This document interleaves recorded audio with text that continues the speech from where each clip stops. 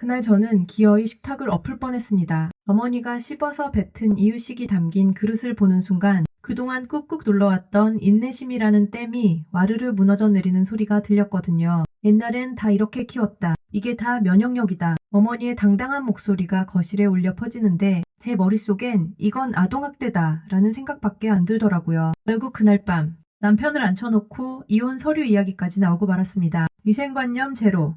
시어머니와 기절초풍하는 며느리의 살벌한 이유식 전쟁. 웃기고 짠한 인생사 한번 넣으면 폭소 코스 탈탈 돌리고 마지막엔 힐링 섬유유연제까지 뿌려서 내보내는 단짠 사연 빨래방. 오늘의 묵은 때 시원하게 돌려보겠습니다. 빨래 돌리는 동안 끝까지 함께 해주세요. 안녕하세요. 저는 결혼 3년차, 이제 막 돌 지난 아들을 키우고 있는 30대 초반 며느리예요. 원래 저는 깔끔 떠는 성격과는 거리가 좀 먼 사람이었어요. 대학 때는 과방 소파에서 며칠씩 자기도 하고 떨어진 과자 주워 먹는 건 뭐 일상이었죠. 그런데 엄마가 되니까 사람이 변하더라고요. 내 입에 들어가는 건 아무거나 괜찮아도 내 아이 입에 들어가는 건 먼지 한 톨도 용납이 안 되는 거. 엄마라면 다들 공감하시죠? 이유식 시작하면서부터는 거의 연구원 수준이 됐어요. 유기농 재료는 기본이고 조리도구는 매일 열탕 소독하고 이유식 식단표는 엑셀로 짜서 냉장고에 딱 붙여놨죠. 남편이 너 이 정성이면 서울대 갔겠다 고 혀를 내두를 정도였으니까요. 제 인생 최고의 프로젝트였어요. 우리 아이 이유식. 완벽하게 통제하고 있다고 믿었죠. 그분이 등장하기 전까지는요. 저희 시어머니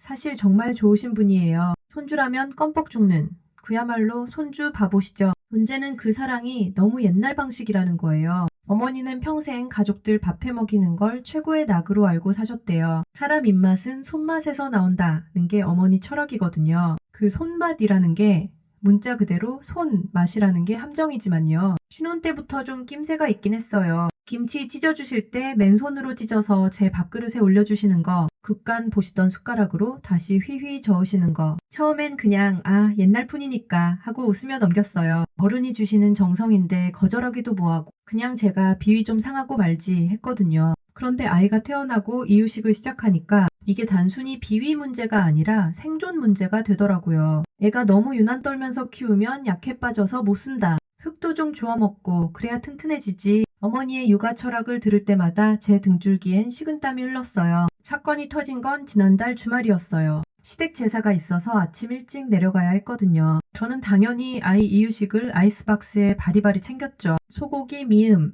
단호박 퓨레, 그리고 간식으로 줄 떡번까지 완벽하게 준비했다고 생각했어요. 도착해서 어머니께 신신당부했죠. 어머니, 제가 이유식 다 챙겨왔으니까 서준이 먹을 건 걱정 안 하셔도 돼요. 제가 시간 맞춰서 데워서 먹일게요. 어머니도 알겠다고 걱정 말고 제사 준비나 도우라고 하셨어요. 분명히 그래, 요즘 엄마들은 다 알아서 하더라 하시면서 웃으셨거든요. 그래서 저는 안심하고 부엌에 들어가서 전을 부치기 시작했어요. 기름 냄새 맡으며 동태전 뒤집고 있는데 거실에서 아이 웃음소리가 까르르 들려오더라고요. 할머니랑 잘 놀고 있네. 다행이다. 그렇게 생각했죠. 남편은 밖에서 아버님 심부름하고 있었고 저는 전 부치느라 정신없고 완벽한 빈틈이었어요. 한참 전을 부치다가 허리가 아파서 잠깐 물 한 잔 마시러 나왔어요. 거실 쪽을 딱 봤는데 순간 제 눈을 의심했어요. 어머니가 서준이를 무릎에 앉혀놓고 뭘 먹이고 계시더라고요. 근데 제가 싸간 이유식 그릇이 아니었어요. 제사상에 올릴 탕국 그릇이었죠. 그리고 어머니 입이 오물오물 움직이고 있었어요. 뭔가 불길한 예감이 뇌리를 스쳤죠. 설마 아니겠지. 제가 다가가는 그 짧은 순간이 슬로우 모션처럼 느껴졌어요. 어머니가 입안에서 오물거리는 무언가를 텟 하고 숟가락에 뱉으시더라고요. 그리고 그걸 서준이 입으로 아이고 잘 먹네 우리 강아지. 서준이는 뭣도 모르고 넙죽 받아먹고 있었고요. 순간 눈앞이 하얘졌어요. 다리에 힘이 풀려서 주저앉을 뻔했죠. 온몸에 피가 싹 가시는 느낌. 딱 그거였어요. 어머니, 제 비명에 어머니가 화들짝 놀라 쳐다보셨어요. 어머니 입가엔 밥풀이랑 국물이 묻어 있었고 서준이 입 주변에도 정체불명의 갈색 덩어리들이 묻어 있었죠. 그게 뭔지 확인하기도 전에 헛구역질이 올라왔어요. 제가 밤새 소고기 핏물 빼고 체에 거르고 정성스럽게 만든 이유식은 식탁 구석에 뚜껑도 안 열린 채 덩그러니 놓여 있었고요. 어머니, 지금 뭐 하시는 거예요? 목소리가 덜덜 떨렸어요. 어머니는 태연하게 말씀하셨죠. 아니, 애가 배고파하는 것 같아서 밥이랑 고기 좀 씹어서 줬다. 이거는 너무 밍밍해서 애가 맛없어 하더라. 간이 좀 돼야 잘 먹지. 기가 막혀서 말이 안 나왔어요. 흠치균 옵는다는 말. 헬리코박터균 이야기. 수없이 설명해드렸던 그 모든 상식들이 어머니의 손맛 앞에서는 아무 소용이 없었던 거예요. 서준이를 낚아채듯 안아들고 화장실로 뛰어갔어요. 집안을 가재 손수건으로 닦아내는데 아이는 울고불고 난리가 났죠. 닦아내도 찝찝함이 가시질 않더라고요. 화장실 거울 속에 비친 제 얼굴은 귀신처럼 질려 있었어요. 화가 나서 미칠 것 같은데 한편으로는 너무 허탈했어요. 내가 지키려고 했던 그 모든 노력들이 한순간에 물거품이 된 것 같았거든요. 거실로 나오니 어머니가 혀를 차고 계시더라고요. 유난이다, 유난이야. 너희 남편도 다 내가 그렇게 키웠어. 옛날엔 다 씹어서 먹였어도 탈 없이 잘만 컸다. 애를 너무 깨끗하게 키우니까 면역력이 없는 거야. 적반하장도 유분수지. 오히려 저를 예민한 며느리 취급하시는데 진짜 눈물이 핑 돌더라고요. 어머니, 지금은 옛날이 아니잖아요. 충치균 옮으면 어쩌시려고요. 제 목소리가 높아지자 어머니도 지지 않고 쏘아붙이셨어요. 내가 뭐 독약이라도 먹였냐. 할미침이 약이지. 무슨 균 타령이야. 너 산후우울증 아니냐?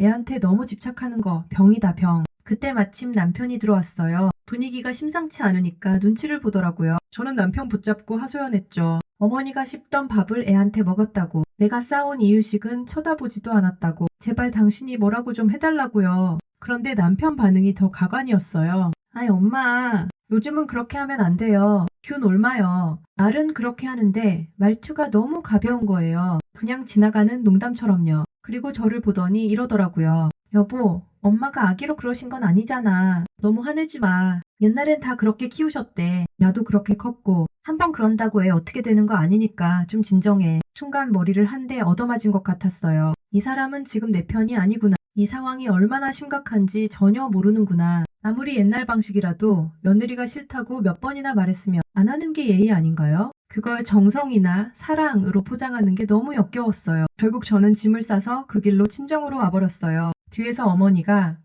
어우 성질머리하고는 하는 소리가 들렸지만 뒤도 안 돌아봤죠. 친정에 와서 며칠을 끙끙 앓았어요. 남편은 계속 전화해서 엄마가 미안해하신다.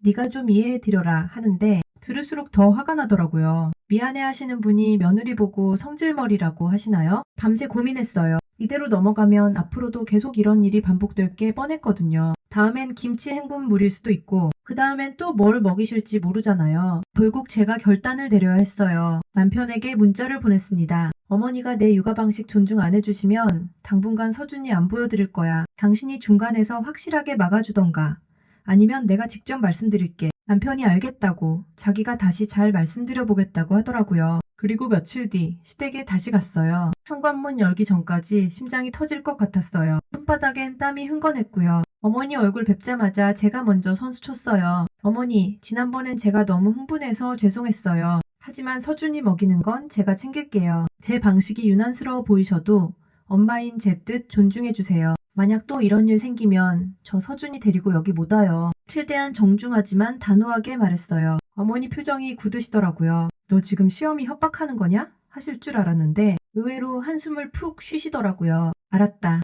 네 새끼니까 네 맘대로 키워라. 나는 이제 먹이는 건 손 안 댈란다. 좀 삐치신 말투였지만 어쨌든 알겠다고 하셨어요. 그 일이 있고 벌써 한 달이 지났네요. 완전히 화해했냐고요?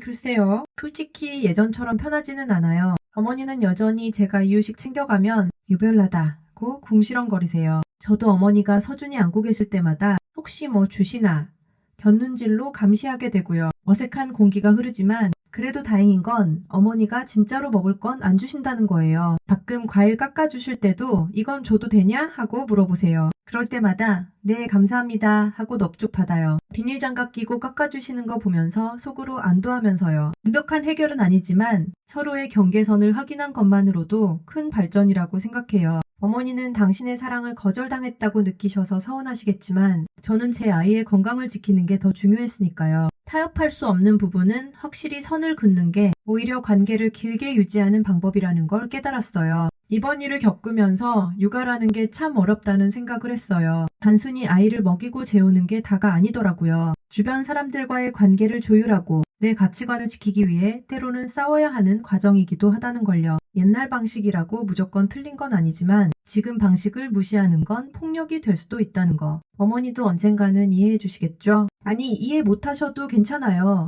어차피 서준이 엄마는 저니까요. 저와 같은 고민을 하고 계신 분들이 있다면 말씀드리고 싶어요. 당신이 유난스러운 게 아니에요. 엄마로서 당연히 해야 할 일을 하고 있는 거예요. 그러니까 기죽지 말고 내 아이를 위한 일이라면 때로는 시어머니 앞에서도 남편 앞에서도 당당하게 목소리 내셨으면 좋겠어요. 물론 예의 바르게 식탁 엎을 각오로요. 네, 오늘 사연 잘 들었습니다. 사연자님 정말 고생 많으셨습니다. 그 상황에서 이성 붙잡고 계셨던 것만으로도 이미 보살이십니다. 오늘 빨래 정말 묵직했습니다. 오랜 세월 굳어진 가치관이라는 얼룩, 그리고 그 사이에 낀 정이라는 미묘한 때까지 빨래를 돌리면서 그런 생각이 들었어요. 선애에도 유통기한이 있고 사랑에도 지켜야 할 위생수칙이 있다는 걸요. 아무리 맛있는 음식도 유통기한 지나면 탈이 나듯 아무리 깊은 사랑도 시대에 맞지 않는 방식이라면 상대방에게는 독이 될 수도 있는 법이죠. 어머님의 손맛은 어머님 시대의 사랑법이었겠지만 지금은 위생이 곧 사랑인 시대니까요. 혹시 비슷한 얼룩 안고 계신 분들 있으신가요? 좋은 게 좋은 거지 하고 넘기다가 속병 앓고 계신 분들요. 오늘 저희 빨래방 섬유유연제는 이겁니다. 경계를 지키는 건 벽을 세우는 게 아니라 서로 안전하게 드나들 수 있는 문을 다는 거예요. 문이 있어야 함부로 들어오지 않고 노크를 하고 들어오게 되잖아요. 사연자님이 다신 그 문 덕분에 이제 어머님도 노크하는 법을 배우고 계신 것 같습니다. 그 문이 닫히지 않고 적당한 거리감을 유지하며 열려있기를 응원하겠습니다. 오늘 하루도 육아 전쟁터에서 인간관계의 틈바구니에서 치열하게 싸우느라 수고 많으셨습니다. 다음 빨래방에서는 남편이 몰래 대출받아 친구 사업에 투자했는데 그 친구가 제 첫사랑이었다는 기막힌 사연으로 찾아올게요. 생각만 해도 혈압 오르는 이 빨래 다음 시간에 아주 팍팍 삶아드리겠습니다. 지금까지 단짠 사연 빨래방이었습니다. 안녕히 계세요.